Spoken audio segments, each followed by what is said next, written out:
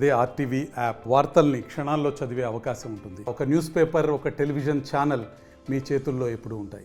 ఎన్ని దౌర్భాగ్య మాటలు మాట్లాడుతాండే. ఎవరు వాళ్ళు నా ప్రభుత్వాన్ని గులగొట్టేది, ఎవడు గులగొడతా అన్నాడు, ఇవ్వడంలే. మానవ బాంబులు అవుతామంటాడు. మానవ బాంబులు అయ్యే అక్కర్లేదు రేవంత్ రెడ్డి గారు. నీ పక్కకే ఉన్నాయి కాంగ్రెస్ పార్టీలో మానవ బాంబులు. ఒక దిక్కు నల్గొండ బాంబు ఉన్నది, ఇంకో దిక్కు ఖమ్మం బాంబు ఉన్నది. ఎప్పుడు వెళ్తుందో తెలియదు. మేమేం చెయ్యం. నువ్వు 5 ఏళ్ళు ఉండు మంచిగా, మేము అద్దంటలేం. 5 ఏళ్ళు మంచిగుండు. నువ్వు ఎట్లాగూ ఫెయిల్ అవుతావు మాకు తెలుసు, నీకు తెలుసు. నీకు రాసిన మేనిఫెస్టో రాసిన 420 గాళ్ళకు కూడా తెలుసు. బరాబర్ ఫెయిల్ అవుతావు నువ్వు, మాకు కూడా తెలుసు, ప్రజలకు కూడా తెలుసు. మోసపోయినవని అర్థమైంది. అందుకే నేను అంటున్నాను, 5 ఏళ్ళుండు. ఇచ్చిన 420 హామీలు నిలబెట్టుకోపోతే 100 రోజుల్లో ఇది చేస్తా, అది చేస్తా, పొడి చేస్తా అని ఏదైతే నరికినవో, పొంకనాలు కొట్టినవో అది నిలబెట్టుకోకపోతే 100 రోజుల తర్వాత మార్చి 17 తర్వాత నీ బొందదవేది కూడా ఇదే తెలంగాణ ప్రజలు అనే మాట కూడా నేను విజ్ఞప్తి చేస్తా ఉన్నా.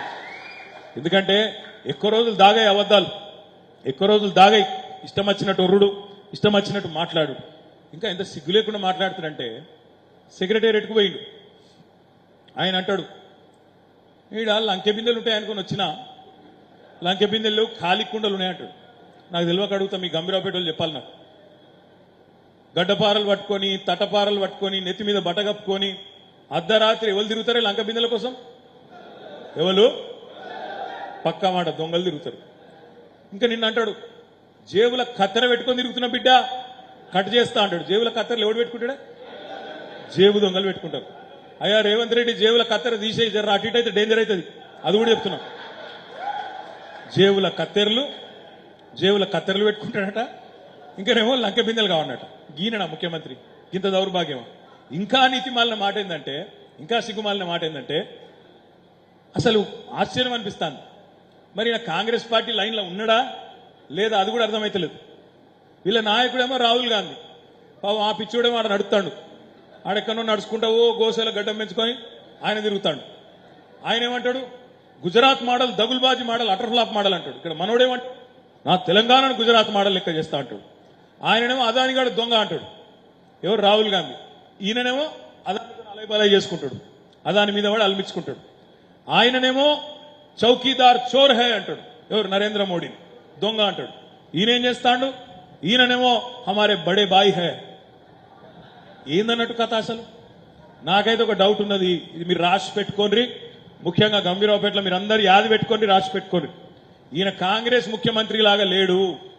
బరాబర్ చెప్తున్నా, పార్లమెంట్ ఎన్నికల తర్వాత ఈ రేవంత్ రెడ్డి అంటే ఆయన రాహుల్ గాంధీకి, కాంగ్రెస్ పార్టీకి వెన్నుపోటు ఒడుస్తాడు, బీజేపీలకు జంప్ అవుతాడు. రాసి పెట్టుకోండి.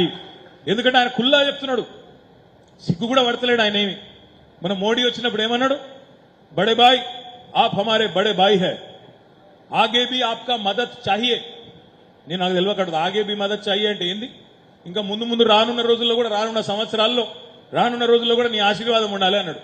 అంటే ఏమన్నట్టు, మేము గెలిచేది లేదు, పీకేది లేదు, కాంగ్రెస్ వాళ్ళు మా రాహుల్ గాంధీ గారు ఏం కాడు, మళ్ళా నువ్వే ప్రధానమంత్రి అవుతావు అని కూడా కాంగ్రెస్ సీఎం చెప్తాడే. అంటే ఏమన్నట్టే, బరాబర్ మొత్తం సెట్టింగ్ చేసుకున్నట్ట కాదా? ఇక గిసొంటోడు మళ్ళీ ఆయన ఓట్లు వేయాలని చెప్పి తిరుగుతా ఉన్నాడు. ఇక్కడున్న మా సోదరులకు నేను ఒకటే కోరుతా ఉన్నా, ముఖ్యమంత్రి చెప్తాడు కాంగ్రెస్ అధికారంలోకి వచ్చేది లేదు, మా కేంద్ర ప్రభుత్వం రాదు అని ముఖ్యమంత్రి గారే ఘంటాపదంగా నరేంద్ర మోడీ ఆశీర్వాదం కావాలని అడుగుతాడు. మరి అసంటోనికి ఓట్లు వేసుడెందుకు, మన ఓటు ఖరాబు చేసుకుండేందుకు ఆలోచించమని చెప్పి నేను కోరుతా ఉన్నా. నేను ఇప్పటికి 4 సార్లు, ఒకసారి కాదు 4 సార్లు ఆరోపించిన, రేవంత్ రెడ్డి అంటే ఆయనే పార్లమెంట్ ఎన్నికల తర్వాత పక్కా జంప్ అవుతాడు, ఏకనాథ్ షిండే లెక్క ఈయన బీజేపీలో దూరుతాడు, సొరతాడు, కాంగ్రెస్ కు తంతాడు అని చెప్పిన.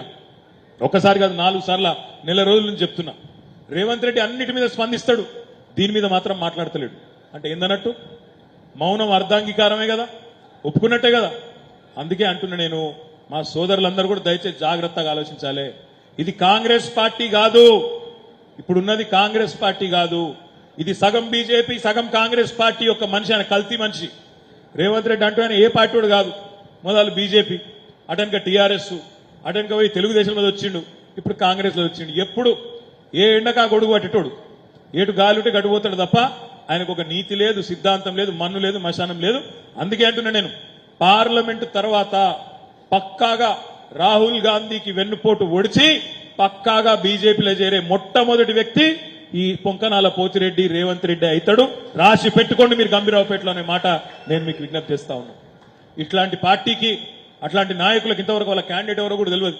అట్లాంటి వాళ్లకు ఓట్లేసి ఇవాళ పరోక్షంగా బీజేపీకి లాభం చేయవద్దని చెప్పి నేను మిత్రులందరినీ సోదరులందరినీ కూడా కోరుతున్నా.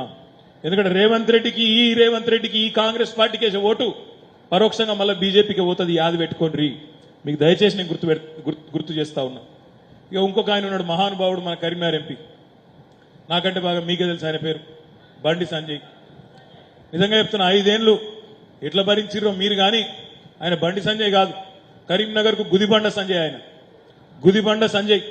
ఎందుకంటే 5 ఏళ్లలో ఎంపీ అయిన తర్వాత కరీంనగర్ సమస్యల గురించి కానీ, గంభీర్రావుపేట సమస్యల గురించి కానీ, సిరిసిల్ల నేతన్నల గురించి కానీ, ఇక్కడ ఉండే వ్యవసాయదారుల గురించి కానీ ఒక్కసారన్న కరీంనగర్ పార్లమెంట్ సభ్యుడిగా గొంతు ఇప్పిండా పార్లమెంట్లా ఒకసారి మీరు చూడాలని చెప్పి నేను కోరుతా ఉన్నా.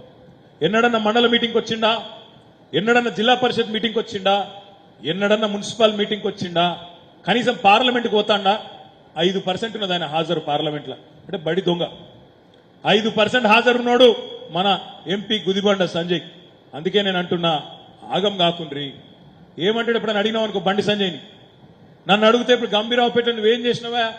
మీ కేసీఆర్ ముఖ్యమంత్రిగా ఉన్నప్పుడు నీ పార్టీకి మేము ఓటేస్తే ఏం చేసినావు అని మీరు నన్ను అడిగినరనుకో, నేను మీకు గంభీరావుపేట మండల కేంద్రంలోని రాష్ట్రంలోనే ఒకే ఒక్కటైన కేజీ టు పీజీ క్యాంపస్ కు తీసుకపోతే మీకే కనబడుతుంది. అక్కడ చదువుతున్న 800 మంది పైచిలకు పిల్లల తల్లిదండ్రులకు తెలుసు ఎంత అద్భుతమైన బ్రహ్మాండమైన బిల్డింగ్ కట్టినామో మీకే కళ్ళ ముంగట కనబడతా ఉన్నది. యువతలకు వస్తే ఇవాళ బ్రహ్మాండంగా గంభీర్రావుపేట మండల కేంద్రం నుంచి లింగన్నపేట పోయే రోడ్డుకి అక్కడ కోట్ల రూపాయలతో మనం మంజూరు చేసిన బ్రిడ్జ్ నిర్మాణం మీ కళ్ళ ముంగటనే కనబడుతుంది.